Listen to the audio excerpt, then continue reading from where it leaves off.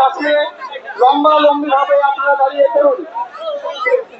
ইমামকে বলছি লম্বালম্বি ভাবে শুনুন ভাইদেরকে বলছি, আজকের দিনটার জন্য মহিলা যারা এসছেন, মা বোনেরা, তাদেরকে চেয়ার দিয়ে দিন।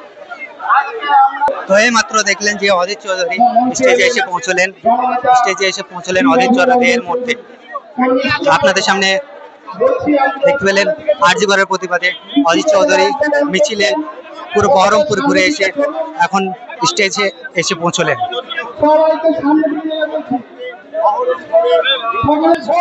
আপনারা যে এখানে বহরমপুরে হাজির হয়েছেন, তো কিসের জন্য হাজির হয়েছেন?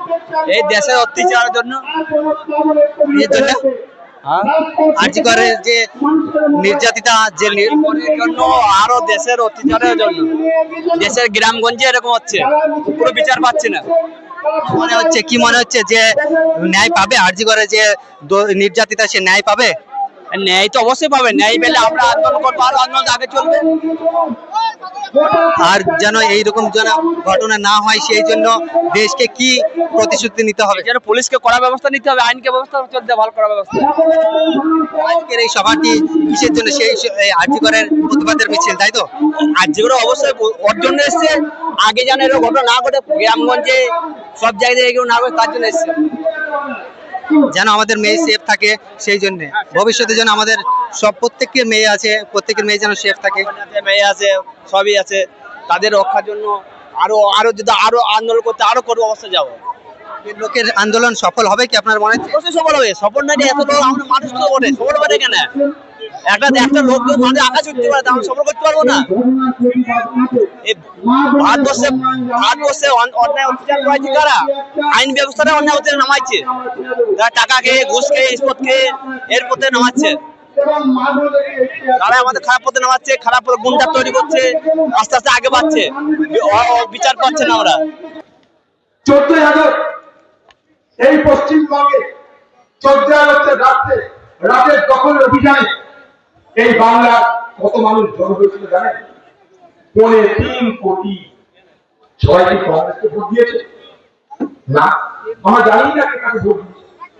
তারা কি তৃণমূলকে ভোট দেয়নি? তাদের সঙ্গে বাংলার মুখ্যমন্ত্রী দেখা করতে তাদের কি মুখ্যমন্ত্রী যাচ্ছে তো আপনার ভেঙে পড়তো? কিন্তু করবে না। সে আন্দোলনে না, এ কথা তো বলতে পারে, যে আপনারা আর আন্দোলন করার দরকার নাই। মনে হচ্ছে এতদিন যে আন্দোলন করছে তারা টুরে গেছিল, এখন টুর থেকে বাড়ি ফিরে এসছে, আমার ঘরের কাজকর্ম সামলাবে। এটা কি বলতে চাইছে?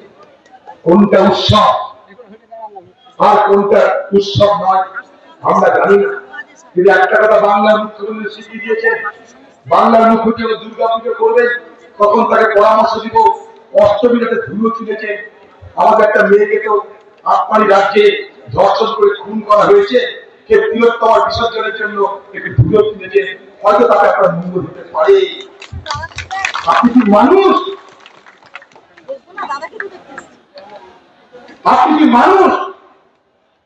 বাংলার মা বোনদের পরামর্শ দিচ্ছেন আর আন্দোলন নয়, এখন উৎসব।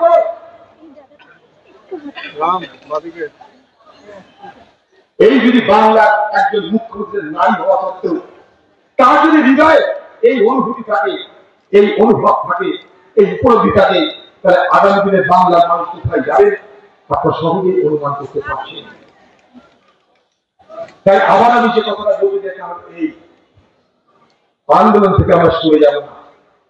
যারা এখানে কংগ্রেসের সমর্থক বন্ধু হয়েছে, এলাকায় যেখানে যার যেটুকু শক্তি আছে মানুষের কাছে গিয়ে আজকে পশ্চিমবঙ্গের জুড়ে, সারা পশ্চিমবঙ্গ জুড়ে আজকে আলমারি থেকে যে একের পর এক ভয়ঙ্কর কঙ্কাল বেরিয়ে আসছে তার কথা বলব।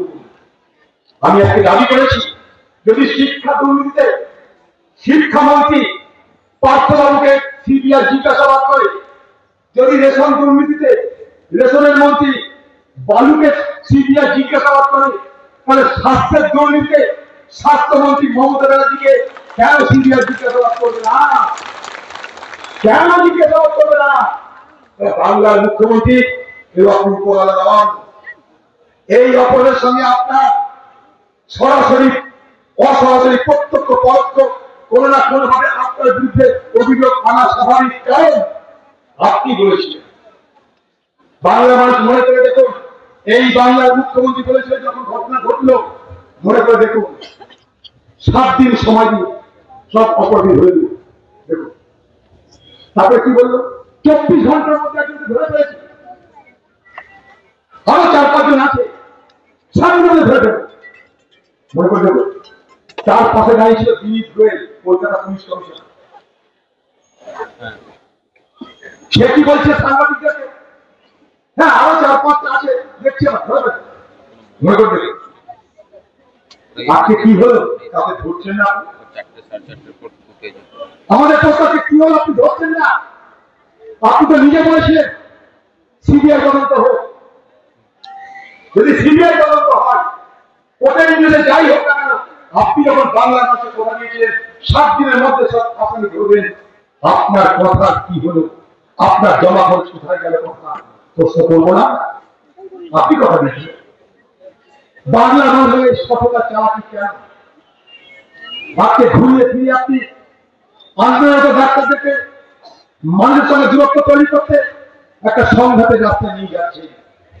আপনি বোঝাচ্ছেন বাংলার মানুষকে, দেখো ডাক্তার আন্দোলন করতে তাই তোমাদের চিকিৎসা হচ্ছে না।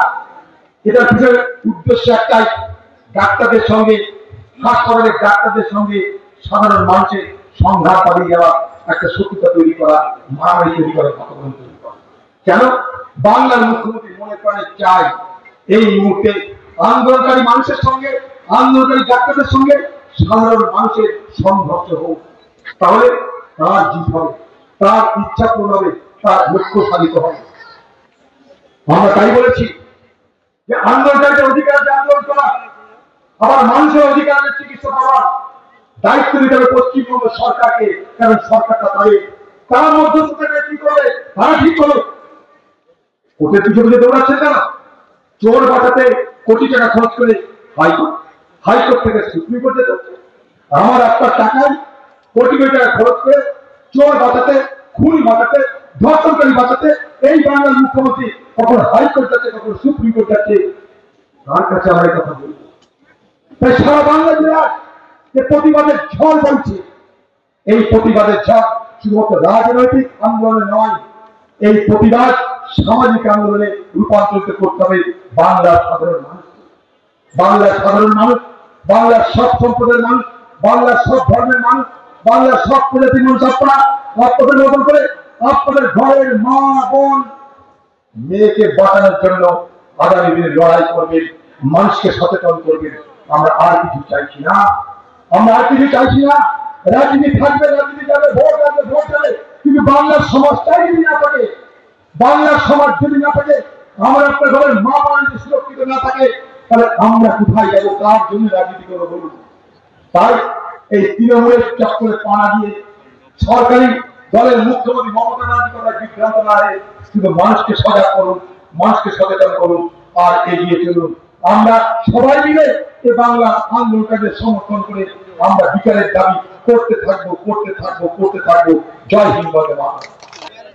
সকলে বলুন, তারা যে নির্দেশ দিয়ে গেলেন আমাদের, আমরা ফিরে গিয়ে সেই নির্দেশ অক্ষরে পালন করবো। অজিত চৌধুরী জিন্দাবাদ, অজিত চৌধুরী জিন্দাবাদ, অজিত চৌধুরী জিন্দাবাদ। আপনারা কোথা থেকে এসেছেন? পুলিশ লাইনে ইসলামপুর থেকে এসেছি তো, কোথা থেকে? ইসলামপুর। ইসলামপুর। ইসলামপুরে অত দূর থেকে কি করতে এসেছিলেন? এই ওদের বাবার মিটিং শুনতে। মিটিং শুনতে। আর আরজি করের এই প্রতিবাদের মিছিলে আপনারা হিস্সা নিতে এসেছিলেন, তাই তো? হ্যাঁ এসেছিলাম। এখন মিটিং হয়ে গেল? হ্যাঁ মিটিং হয়ে গেল, তখন এবার বাড়ি চলে যাবেন, তাই তো? হ্যাঁ এখন বাড়ি ফিরে যাবো। তাহলে দেখতে পাচ্ছেন যে সেই ইসলামপুর, কোথায় ইসলামপুর থেকে এই আরজি করের প্রতিবাদের মিছিলে অধীর রঞ্জন বাবুর এই মিছিলে, মিছিলে যোগদান করতে এসেছিলেন। এইরকম ভাবে পুরো জেলা থেকে এখানে সমবেত হয়েছিলেন, আর লোকের ভিড়, এখানে প্রচুর লোক এসেছিল এখানে। তো কিসের জন্য এসছো আজ বহরমপুর যে টেক্সটাইল মোড়ে, কিসের জন্য জমাতে হয়েছে তুমি? আজকে এসেছি এই বিচারের জন্য। কিসের বিচার? যে মেয়েটাকে হত্যা করা হয়েছে হসপিটালের মধ্যে, তাদের বিচারের জন্য এসেছি। বিচার দোষীর ফাঁসি চাই আমার মত। অধীর রঞ্জন চৌধুরী যেই কথাটা বললো অত্যন্ত খুশি হলাম।